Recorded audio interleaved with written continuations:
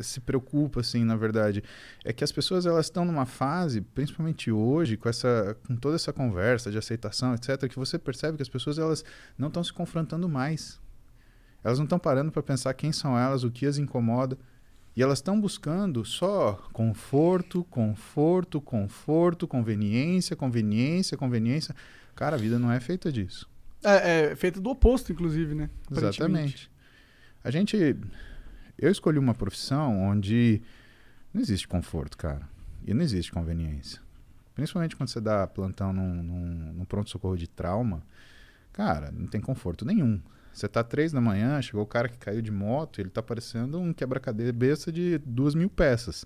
Né? Você fala, não, espera um pouquinho, para de sangrar que eu preciso ainda estudar o que eu vou fazer com você. Não, você se ferra ficando sem dormir, estudando, tomando café, virando noite, dia. Você para de assistir filme, você para de assistir TV, você para às vezes de sair com a tua namorada para assistir aquilo. Mas por quê? Porque tem uma finalidade.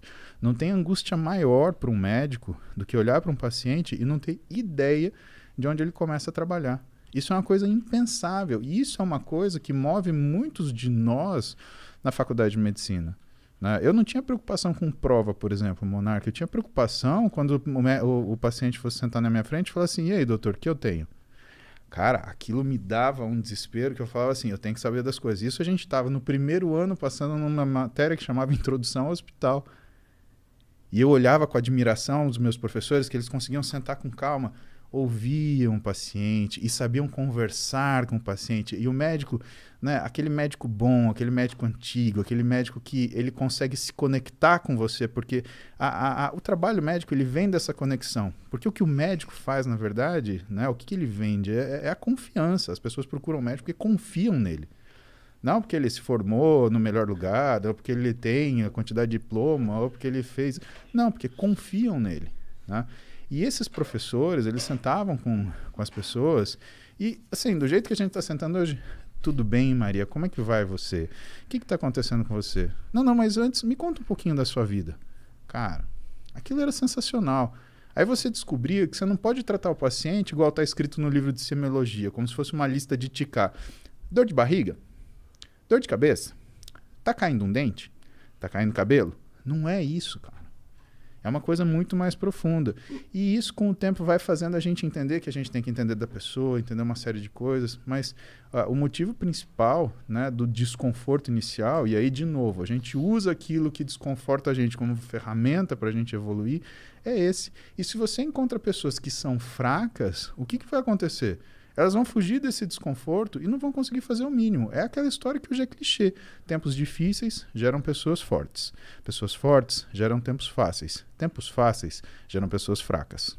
E pessoas fracas geram tempos difíceis. E o ciclo se repete. Que geração que a gente está? Eu acho que a gente está numa geração muito curiosa, sabe, Monark? Porque nunca a gente teve tanto acesso à informação e tanto história digital. Vou te dar um exemplo. Eu tenho uma foto do meu avô, pai da minha mãe. Eu tenho uma foto do meu avô, pai do meu pai. Quando eu for avô dos filhos das minhas filhas... Milhões de fotos, milhões de vídeos. Minha filha vai poder falar assim, olha, quer ver seu avô aqui? Ele estava ensinando isso que você quer saber, se o meu neto quiser fazer musculação. Né? Ó, ele estava ensinando aqui. Isso vai ser 2073... Porra, meu avô em 2020, ele estava andando de bicicleta. Imagina se você conseguisse ver o seu avô em 1920...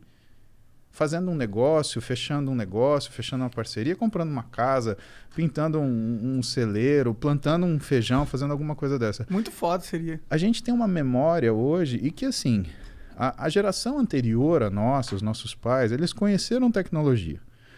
A nossa geração se adaptou à tecnologia, mas os nossos filhos, eles dominam essa porcaria. E isso faz com que a nossa fase hoje seja muito difícil de ser analisada em termos se é um tempo forte ou um tempo fraco. O que aconteceu, na minha humilde opinião, é que a gente consegue ver quem é forte e quem é fraco. Então não é a época que é isto ou aquilo.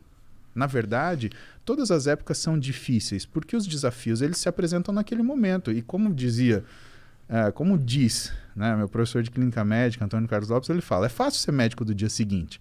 Quando o paciente está no leito, quando o paciente está todo controlado, medicado, você ser o médico que chega no outro dia e começa a pôr defeito, podia ter feito isso, podia ter feito aquilo. Cara, vai lá atendendo pronto-socorro, O cara sofrendo, gritando, berrando, passando mal, ficando tonto, desmaiando, a família desesperada, olhando pra você, você cansado, com sono, sem tomar banho, com fome. Cara, então é fácil a gente avaliar, falar, foram tempos fáceis, foram tempos difíceis.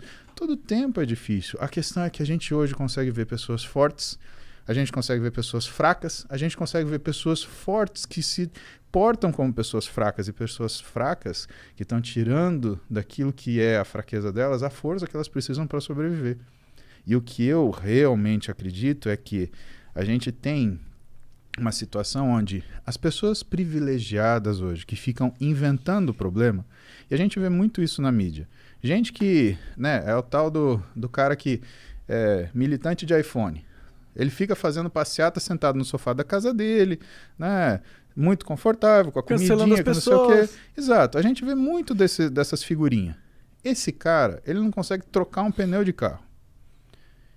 E, por outro lado, você tem aquele garoto da periferia que não teve incentivo, que não teve ajuda, mas ele tem aquela gana de falar assim, eu vou me suceder. E esse cara, da fraqueza dele, ele vai tirar força, ele vai se superar. Então, o que eu espero é ver isso. E eu acho que isso inevitavelmente acontecer, porque essas pessoas aqui, elas vão perecer, elas vão passar. Hoje, isso daqui não permite que as mentiras sejam eternas. Você mente para muita gente pouco tempo. Você mente para pouca gente muito tempo, mas você não mente para todo mundo o tempo todo. Acabou. Hoje está aqui, está registrado. E de novo a gente volta para a história da memória. Cada vez mais aparente. E a gente vai ficar vendo isso. E você, inevitavelmente, você vai ver pessoas falando, né, pessoas comentando ou pessoas se procurando, né, para se aglomerar, que é, por exemplo, a minha mídia social. O que é a minha mídia social? Eu sou o cara que fala coisa que você não quer ouvir. Eu sou o cara que fala que não é fácil. Eu sou o cara que fala que não é simples. Mas eu sou o cara que fala para você, se você fizer isso, você vai conseguir. Você só precisa de consistência. E eu tenho plena convicção que todas as pessoas que estão comigo no Instagram, no meu YouTube, elas são pessoas que eu seria muito amigo se a gente convivesse de forma próxima. Então, para mim, a mídia social, ela trouxe a oportunidade de eu ter amigos que, infelizmente, eles não estão comigo fisicamente. E esses caras, eles dividem comigo todos os dias, ou seja, no banho não tem calendário, eu pedalando de manhã, a gente conversando sobre os assuntos que eles querem saber, ou então nos posts que eu faço, ou então nos vídeos do YouTube, eles dividem comigo aquilo que é a nossa realidade. E aí a gente percebe o quê? Qual é a grande pergunta hoje, pelo menos para mim? Eu vejo que muitas pessoas têm levantado diversas bandeiras. E vejo que muitas pessoas querem muita coisa. E muitas pessoas que falam em favor da liberdade, elas querem tomar o seu direito. Porque o que conta é a liberdade delas, na verdade.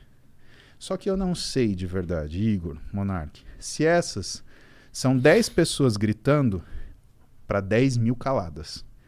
Porque se isso acontecer, a hora que as 10 mil resolverem falar, meu amigo, não vai precisar de grito. Nós não vamos nem precisar falar, né? Elas Exatamente. vão derrubar tudo porque elas passarem pela frente, quando elas quiserem.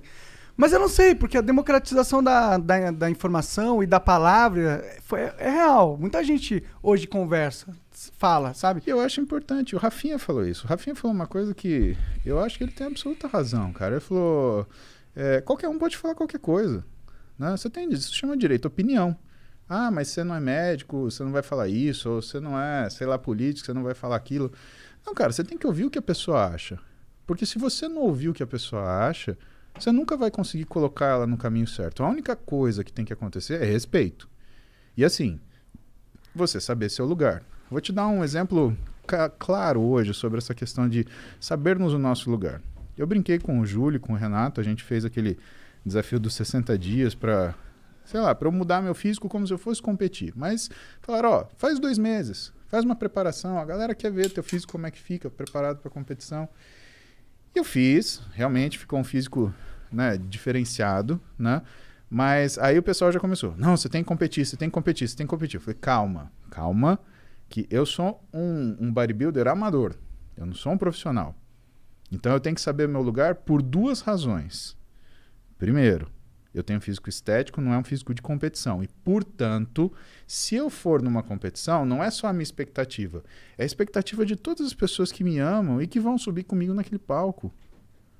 E eu tô tranquilo em frustrar as minhas expectativas, porque eu topo o jogo.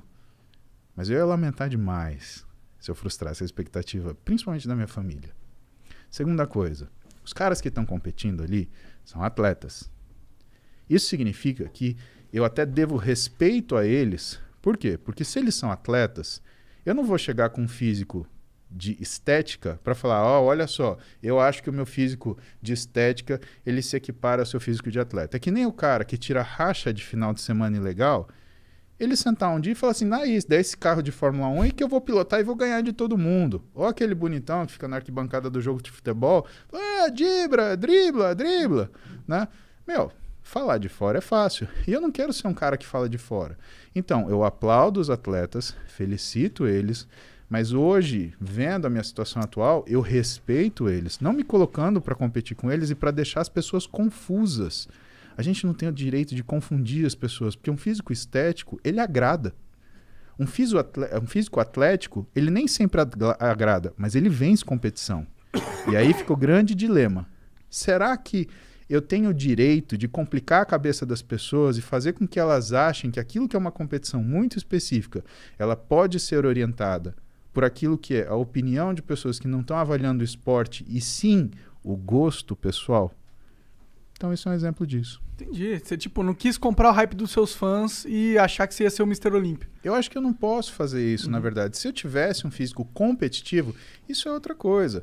Mas a questão é, hoje, né, chegar num físico competitivo tem uma série de situações que vão gerar e que talvez não sejam boas para mim. Talvez, né, eu vá gastar com isso, do ponto de vista de esforço pessoal, muito mais do que eu realmente vou ganhar. Você já é médico, né? Que é a minha função, que é o meu coração, cara. E é um puta médico, né? É o que dizem, pelo menos. Pois é. Mas assim, cara, é o meu sonho. É o meu sonho de moleque. Eu queria ser duas coisas, mecânico e médico, né? Eu virei mecânico de gente, olha que legal. É o mais complexo, né?